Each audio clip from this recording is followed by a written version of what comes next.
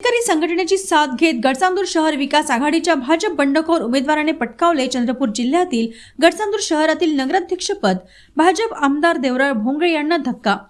चंद्रपूर जिल्ह्यातील गडचांदूर नगर परिषदेच्या नगराध्यक्ष पदाच्या निवडणुकीत भाजपचे बंडखोर उमेदवार म्हणून निवडणूक लढवलेल्या अपक्ष उमेदवार निलेश ताजने यांनी सुमारे 2000 मतांची आघाडी घेत दणदणीत विजय मिळवला आहे।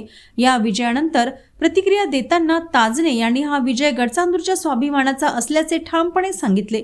ते म्हणाले की गडचांदूरच्या जनतेने कोणत्याही दबावाला बळी न पडता स्वाभिमान जपत मतदान केले। काही नेत्यांचा वाढलेला अहंकार जनतेने मोडीत काढत मला भरभरून आशीर्वाद दिला असे सांगत त्यांनी अप्रत्यक्षपणे आमदार देवराळ भोंगळे यांच्यावर निशाणा साधला। ताजने यांच्या विजयानंतर त्यांच्या समर्थकांनी शहरात जल्लोष साजरा केला।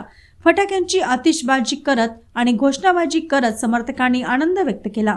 हा विजय जनतेच्या ताकदीचे आणि स्वाभिमानाचे प्रतीक असल्याची भावना यावेळी त्यांनी व्यक्त केली। नवीन नगराध्यक्ष म्हणून शहराच्या विकासासाठी सर्वसामान्य नागरिकांना विश्वासात घेऊन काम करणार असल्याचा शब्द निलेश ताजने यांनी यावेळी दिला। गडचांदूरच्या स्वाभिमानाचा विजय आहे।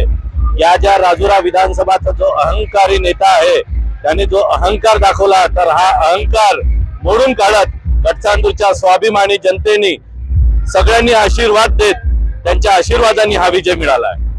काय गडचांदूरकरांसाठी काय पुढचं भविष्य असेल? निश्चित आम्ही सगळ्यांना घेऊन चालू आणि ज्या काही आपण ज्या गोष्टी विकासाच्या बाबतीत ज्या बोललेल्या आहोत त्या पूर्ण करण्यासाठी एक समर्पित पुढील आयुष्य जगू।